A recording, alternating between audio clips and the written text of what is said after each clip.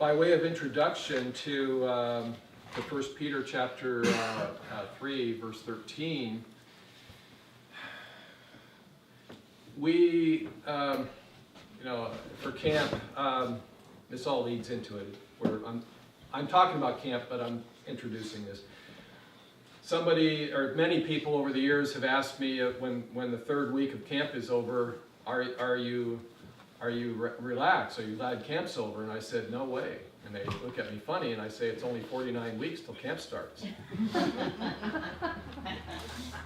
It's like the day after Christmas. What is it, only 364 days till Christmas? It's like, so we prepare.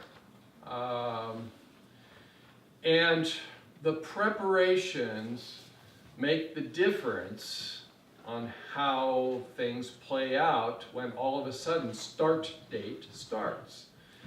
And we've already had 2 start dates, but again, tomorrow is another start date, or tonight if you're a staff member.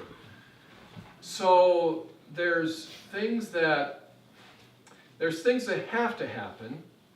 If we want t-shirts, I don't phone up the t-shirt guy at the last minute and say, do you have a design for us, and can you get 150 t-shirts out by tomorrow? It doesn't work that way. He's a really nice guy and he's a Christian guy, but I think most people would laugh at me or say, go jump off a cliff. So the preparations matter, and the reason I say that is because we've reached this place in 1 Peter where we have, we've been going down the road. We started out with a doxology of praising God for the salvation we have. We've gone through the 4 exhortations in chapters 1 and 2, in which he has instructed us a variety of things we need to pay attention to. He's concluded that in chapter 2 with who we are as stones being built up upon Jesus Christ, and a holy priesthood and a royal nation, and all of those things. And then we've gone through with very specific class distinctions, or not, that's the wrong way of saying it, but addressing a variety of classes as to how we ought to live. And so we've reached the end of that road when we concluded in chapter 3, verse 12, the eyes of the Lord are upon the righteous, and his ears attend to, or he listens to, their petitions. And then we get the final statement in that, which is one of those that you don't want, you want to be reminded of, but you don't want to participate in. His face, the face of the Lord is against those who do the evil, the rottenness, the meanness of this world.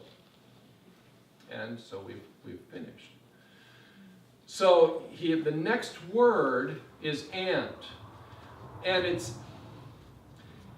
it's not a continuation of what we've just talked about. Rather, it's a connection in a sense that everything Peter has said up to this point was foundational, was preparatory for now, kind of like we've reached the main event. Okay, we've gone to the concessions, we've paid our entry fee, we found our seats, we watched the circus clown do his thing. Sorry, did I just say that? Well, okay. We've participated in a variety of things, and now we've reached the main event. And the main event, he says, and. He asks a question. And in fact, as I've had all this done, and I've been looking at it every night before I go to bed, and then in the daytime as I have opportunity, and some of these things are just odd. And who is there to harm you if you prove zealous for what is good? But even if you should suffer for the sake of righteousness, you are blessed. And do not fear their intimidation, and do not be troubled. And it's kind of like, again, you can read the words, you understand, and yet it's like, what in the world is he saying? So you start out with what I consider to be a rhetorical question.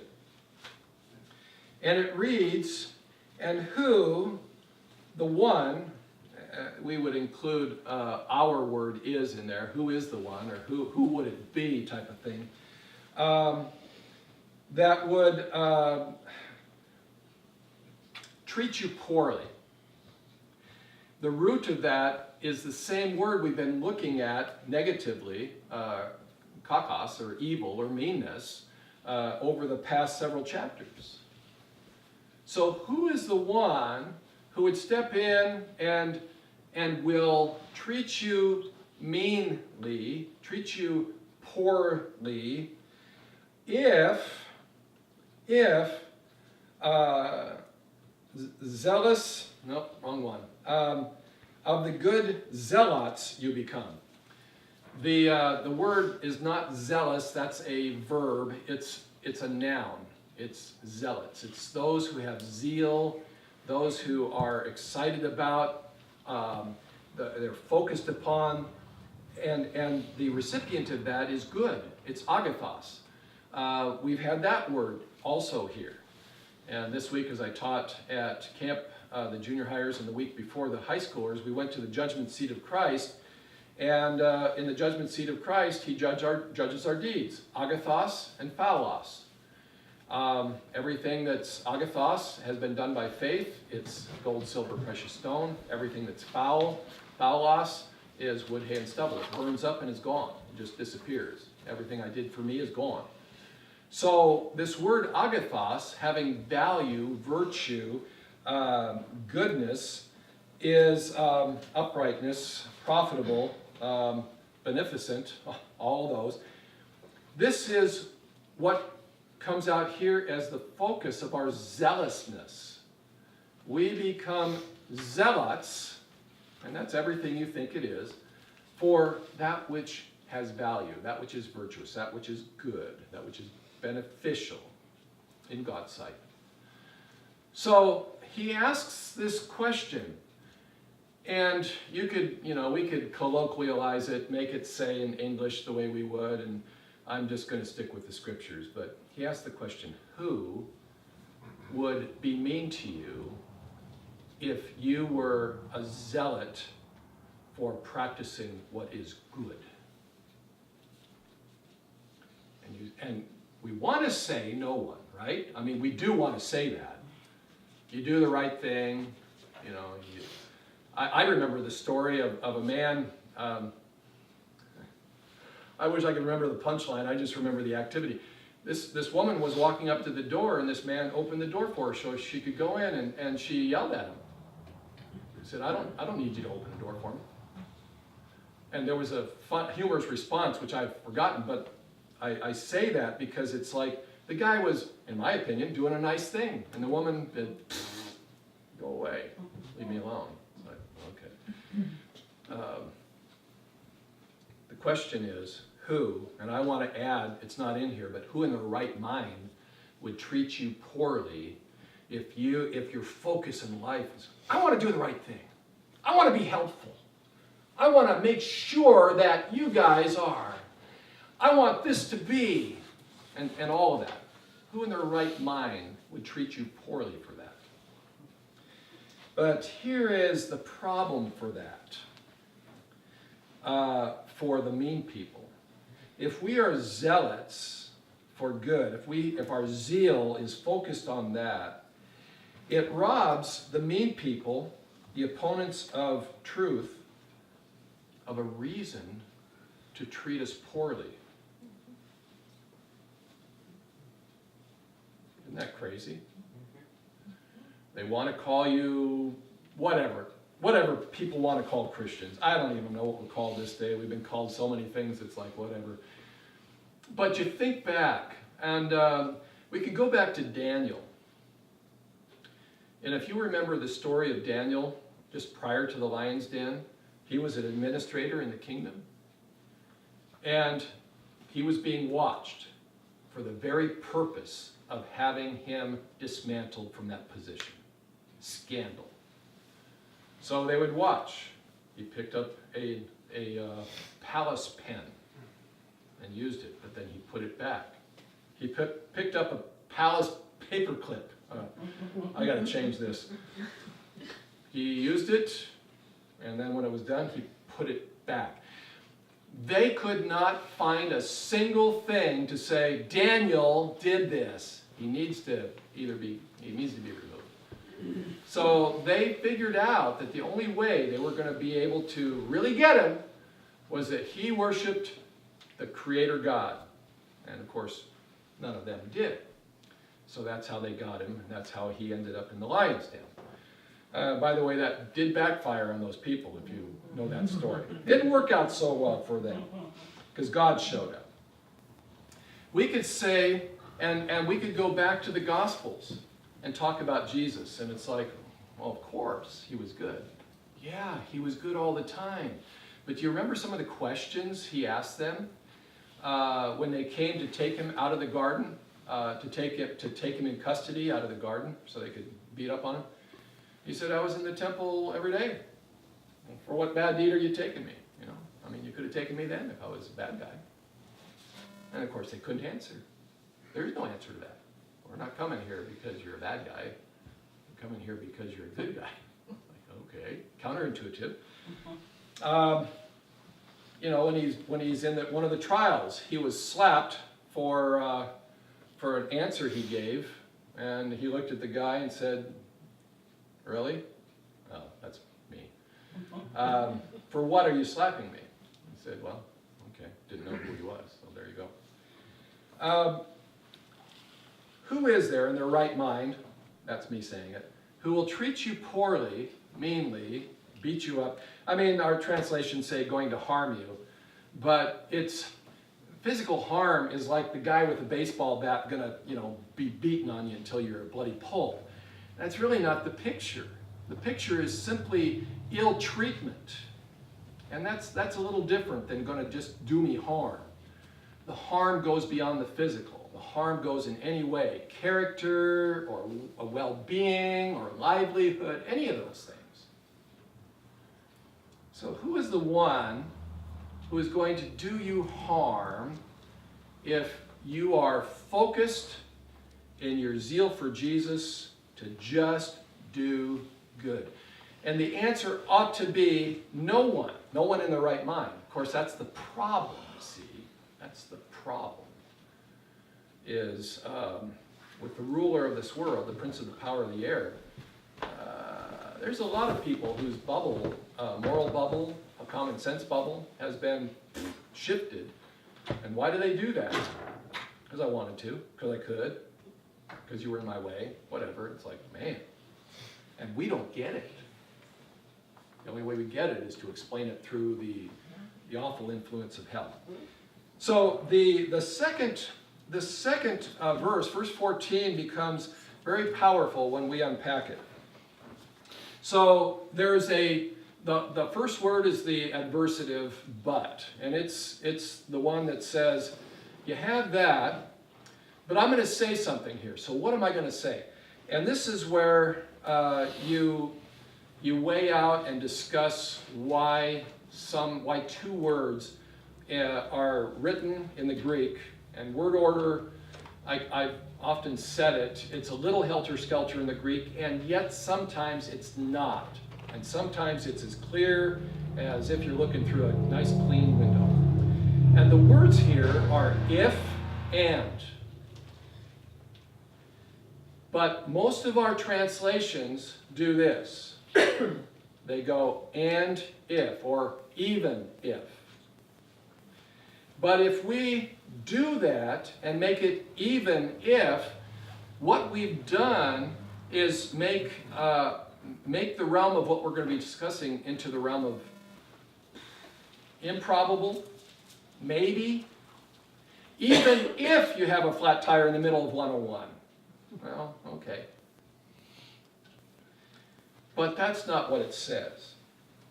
It says, but if also.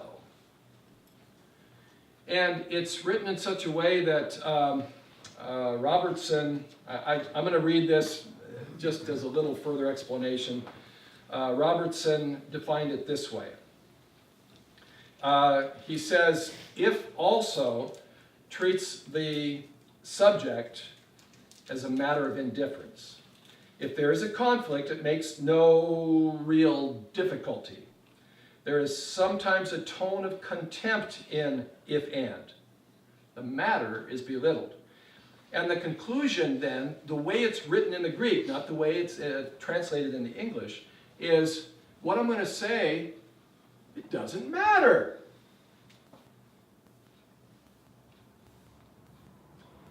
In fact, if anything, when he says if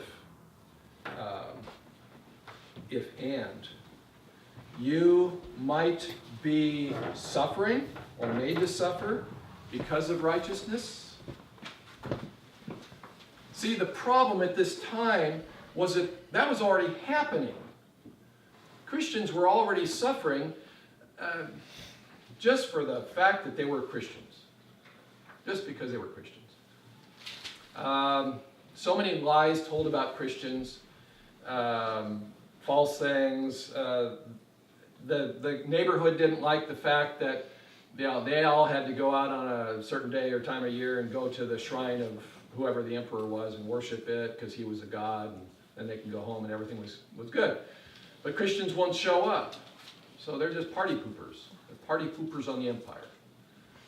We don't even like the emperor, but we still worship him. So Christians were different, and so he says, but if also you should be suffering for righteousness, then he makes this one comment, and it's blessed. And this is the word that we find that most often we connect with blessed, which is the first time now it shows up. All the rest of them that were translated blessed in the English were eulogy, good word, positive statement. We connect the dots and we go thumbs up and big smiles and so on. This one is what we would attach to the Psalms, what we would attach to Matthew chapter 5, verse 10. Since I mentioned it, I'll read it. Matthew chapter 5, verse 10. Blessed are those who have been persecuted for the sake of righteousness, for theirs is the kingdom of heaven. This is that blessed. Many times it's translated happy. It's more than that. It's attached to the Old Testament, blessed, which is, I still have a hard time, honestly, I still have a hard time explaining it, but hopefully because you've attached most of your life with that blessed, you kind of get the idea. It's that which connects us with heaven with a smile in our response. So, if also, okay, this shouldn't be happening. People shouldn't be beating up on you because all you ever do is, to put it in the world's language, help the old lady across the street, paint the fences, pick up trash, smile and wave as people go by, let people go in front of you in line. If that's all you do and you're still beat up for it, Peter says, blessed. Because it's going to happen. There's some situations in this world that we simply cannot win with any logic or any discussion, and so on. All right. So we have now in the next section a little tiny word in the Greek, and it's de, and we've covered that so many times. It can be translated and, it can be translated but, it can be translated also, it can be translated in a variety of ways. It doesn't have the same impact in any of those as the major word for those. So the one we already handled in the first part of 14, but that's the word for but, and it's an adversative. So we had that, now we have this. Over. But Peter adds it in here, and this last statement, which is one that I pondered all week, was I pondered it all week until last night. And it's like, okay, now I get it. So this is the statement. And do not fear their fear, neither be disturbed. Now the NIV has do not fear, so it doesn't have the and. Do not fear what they fear. Do not be frightened. And I don't like that, because frightened, therefore, in that context, is like a redundancy of what was just said. So what then would be more accurate in this instance would be the New American Standards, do not be troubled, because this is the word. Do not be agitated, troubled of the mind, with fear, to terrify, put to consternation, with doubt, to unsettle, perplex. So you find more, rather than just being afraid, you find it more of being something internal that creates consternation, deep concern. You're looking and you're not quite steady on how this is going to pan out. And so, where in the world does this phrase come from? Why is Peter saying this? Well, it's not, again, we find, we've said it before, I'll say it again, Peter doesn't absolutely quote from the Old Testament, but he certainly knows what it is, and we can easily, therefore, find it. And this is from Isaiah chapter 8, verse 12. In Isaiah chapter 7, if you remember, King Ahaz, we covered this at Christmas, so I'm just going to tell you quick because you all remember. Ahaz was a nitwit, and Rezin and Pekah were coming down from the north, and they were going to destroy, and everybody was afraid. And God told Isaiah to tell Ahaz, ask for a sign. And that's when Ahaz said, no, I'm not going to ask for a sign. Why would I? And I don't know whether Isaiah would do that or God. But anyway, Isaiah tells him, well, God's going to give you one anyway, so here it is. And that's where we get a virgin will conceive and so on. So in the next chapter, Israel have been, Judah, the bottom tribes, have not been good people. They've been bad people. And God goes through those verses all the way, not just, it doesn't stop at 12, it continues, but God says, you know what? You guys think the little tiny stream up here up the north, Rezin and Pekah, you think that's bad? I'm sending you a river. I'm sending you a river from Assyria. I'm sending you a river from the Euphrates. And it's going to cover the banks. So in other words, what God is saying is, you guys have not been paying attention. I've given you stuff. I've shown you. I've warned you. And you keep going, So I'm sending judgment. But in there's a remnant. And we get to verse 12. We get to verse 12 of chapter 8 of Isaiah. And we find that God shares with them, do not be terrified with their terror, or do not fear what they fear, or how they're fearing, or the fear with which they're afraid. And don't be, anybody familiar with the word discombobulated? Is that even a word? I don't know, I've never really checked it. So, yeah, well, you use it, but is it a word? Don't fear with their fear. Do not be disconcerted with that which they're disconcerted with. And it's because of the time, I'm going to have to stop. But what we find in this little quote from Isaiah chapter 8 is that Peter brings before the congregation, or the congregations, and he's saying, what is out there is nasty and ugly and awful. But I'm telling you, as God's chosen ones, his called out ones, his church, his bride, those who love him and desire to please him, do not fear with their fear. Do not be disconcerted with their discombobulation. Don't go there. And there's those two things, and there's going to be followed up in verse 15 with a third. Those are the two things you don't want to do, and in verse 15 is the thing you do want to do, and that's where we'll go next week. So what we have here, as I connect the dots here and conclude, we started out with preparations for camp. And if, the day before camp starts, I said I want 150 t-shirts, this color, give me a good design and give it to me by 5 so I can okay it so you can do it overnight. It's like, not going to happen. What's happening here is persecution isn't just existing, but it's going to get worse. It's around them. Just because it's up the road doesn't mean it's going to come down, not going to come down to their part of the road. So he begins to prepare them for suffering. And he wishes to enlighten them, comfort them, and strengthen them. And it's a very appropriate response on the part of Peter to write them in this manner to begin to prepare them for what's coming down the road. And this is where we jump off. Verse 13 with this and, connecting everything else I said was foundational.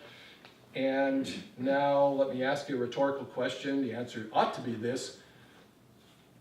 But if also it happens, blessed.